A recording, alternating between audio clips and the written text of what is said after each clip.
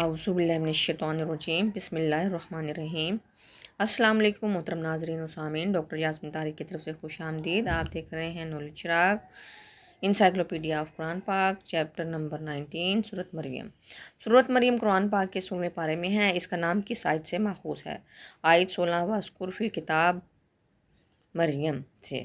سورۃ مریم میں قرآن پاک کا کون سا سجدہ ہے؟ 5واں سجدہ، 16واں پارہ، کالا علم، آیت 58 میں۔ سورۃ مریم میں کس پیغمبر کا ذکر کیا گیا ہے؟ آیت 54 میں حضرت اسماعیل علیہ السلام کا۔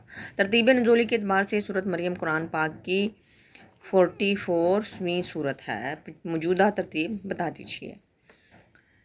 قرآن پاک کی موجودہ ترتیب کے لحاظ سے سورۃ مریم کا نمبر 19واں ہے۔ سورۃ مریم میں 98 آیات ہیں۔ اس میں کتنے رکوع ہیں؟ سورۃ مریم میں کل 6 رکوع ہیں۔ قرآن پاک کی کتنی صورتوں کے نام خواتین کے نام پر ہے؟ صرف ایک صورت کا نام سورۃ مریم حضرت مریم علیہ السلام کے نام پر رکھا گیا ہے۔ سورۃ مریم کا دور نزول کیا ہے؟ یہ سورت مکی زندگی کے ابتدائی دور میں نازل ہوئی۔ بعض روایات کے مطابق یہ سورت ہجرت حبشہ کے موقع پر نازل ہوئی تاکہ مسلمان عیسائیوں کے سامنے اپنے دین کو صحیح پیرائی میں بیان کر سکیں۔ ہجرت مدینہ کے موقع پر حضرت جعفر طیار نے نجاشی کے دربار میں سورۃ مریم کی کون سی آیات تلاوت کی؟ سورۃ مریم کی آیت 16 تا 40 تک۔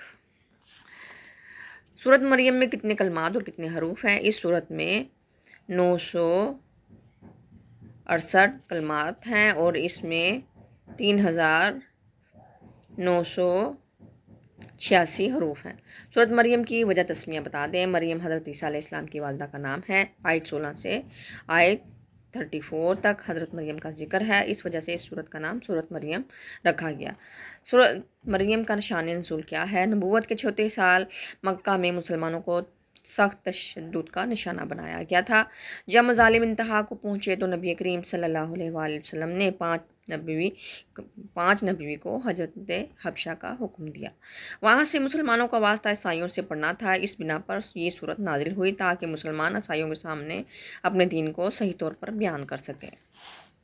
تو ناظرین، یہ تھی آج کی ویڈیو۔ امید ہے آپ کو ویڈیو بہت پسند آئی ہوگی۔ اس کو لائک، شیئر اور سبسکرائب کریں۔ اپنی قیمتی رائے سے ضرور آگاہ کیجیے گا۔ اللہ تعالی ہم سب کا حامی و ناصر۔ اللہ حافظ۔